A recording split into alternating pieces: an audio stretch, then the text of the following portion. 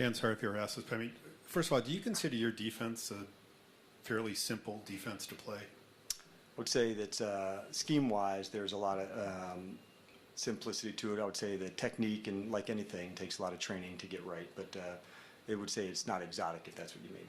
Yeah. Most people would not consider Tennessee a great offensive team. They came out and they scored on 4 of their first 6 possessions. Right. And it wasn't necessarily just a matter of some of your guys missing tackles or whatever. Just from upstairs, it just was not just guys missing tackles. It looked like guys were out of position, and it almost from upstairs it almost looked like they were either playing some very complex system or their heads were just somewhere else. Yeah, certainly not from a complex part of it. On the first pass play, it was man-to-man that they scored on a touchdown. So regular man-to-man defense, nothing unusual or that. On the one to True, on the one to Isaiah, it was his own pressure where he was onto the sideline and didn't finish the play where the guy scored. At one deep explosive pass that was a zone defense that Poyer's the one to go back. But I would say, if you ask the players, I would say those are ones that they would say they've played and done. But as it goes into anything, we're going to make sure we're going to dig hard to find the best things, the best spots. I didn't have that sense that you did from looking up top, that it was out of, not in sync or out of whack in that way. I'll look at it tomorrow, and something we can definitely revisit. Dan, here in the back, just penalties today. It wasn't necessarily the number, but it was just the times, the Mack penalty, the 2 on that one scoring drive. I mean, how do you continue to address that with your team and try to alleviate at least those in those situations?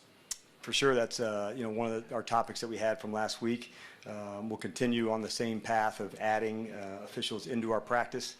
I'll have to look at the ones with Tyler. I don't get a view at the ones of the hands to the face you guys may have, up in the press box to see, on those fouls on Ty on the inside.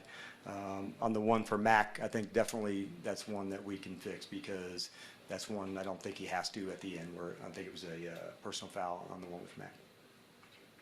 Hey, Coach, how do you generate more of a pass rush? Well, you love to be in some of the third downs that favor that, or some of the second downs that do that. Some's by pressure, some's with the 4-man rush. So those are generally the ways to do that for us specifically. There's times I thought I'll have to go back and look to see sacks only or pressures and hits. So that's what I generally will look at and see, did we affect the quarterback? By no means did I feel like there were times where we didn't, but I want to make sure I look at all the way through before I can answer that fully. Coach, I know you haven't had a chance to fully digest the game or obviously look at film, but what's your initial thought on maybe why another slow start out of the gates for the Falcons?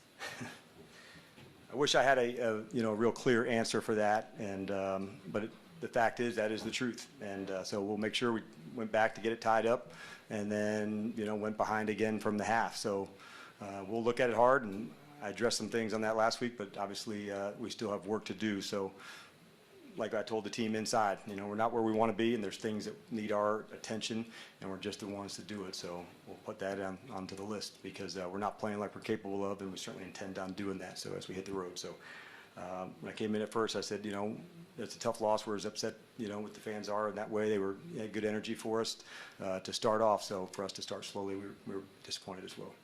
Thank you.